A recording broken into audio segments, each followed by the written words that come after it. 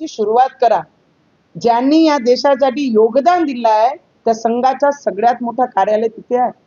आणि ज्या क्षेत्रामध्ये जनाब उद्धव ठाकरेजी राम रक्षाचं पठण करण्याकरिता आपण आले आहे, येणार आहे, ते मतदारसंघ तिथे गडकरी साहेब आहे, आमचे मुख्यमंत्री साहेब आहे, त्यांनी तुमचेवर देशद्रोह आणि राजद्रोह नाही लावणार आहे.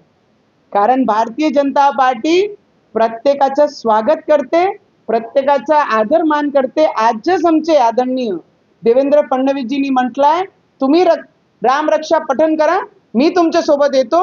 तुम्ही पाठ करून तुम्हाला किती पाने वाचता येते तुम्ही वाचा आणि मी वाचतो.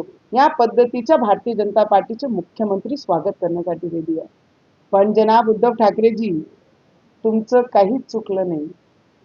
आदरणीय बाळासाहेब ठाकरेजींचे विचार पूर्ण माती केल्यानंतर, पक्ष बर्बाद झाल्यानंतर, आमदार सोडून गेल्यानंतर, खासदार सोडून गेल्यानंतर आज आपल्याला रामाजींची आठवण आली.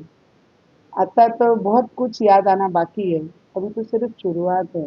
पर अहंकार किसी का भी कोणाचाही टिकला नाही, तो तुमचाही टिकला नाही, हे स्पष्ट होत आहे. देशाचे प्रधानमंत्रीजींवर पूर्ण विश्वास आहे.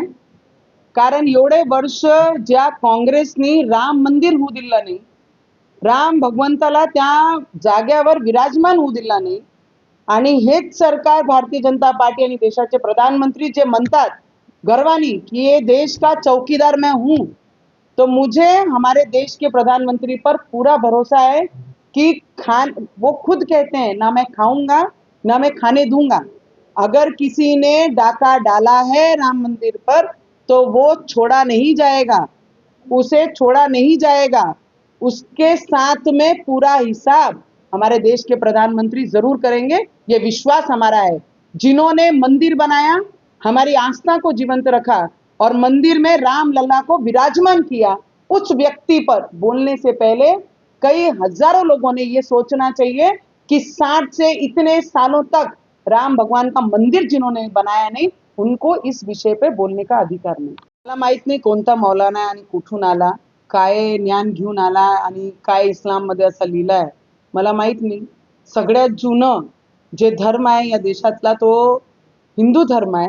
आणि 8,000 साल जुनं जे धर्म आहे त्या धर्माचे देवाला श्री कृष्ण भगवानजींना ते म्हणत आहे की 5 वेळची नमाज ते पठण करत होते. पण आम्ही जेव्हापासून जन्माला आलो, आम्ही जे कृष्ण भगवंताला पाहलाय ते डोक्यावर मोठं तिलक लावून त्यांची पूजा आणि पूजा करणारेही भक्तगणी टीका लावून भक्ती करतात, आणि आमचे देव सुद्धा मोठी टीका लावून ते मंदिरात विराजमान असतात.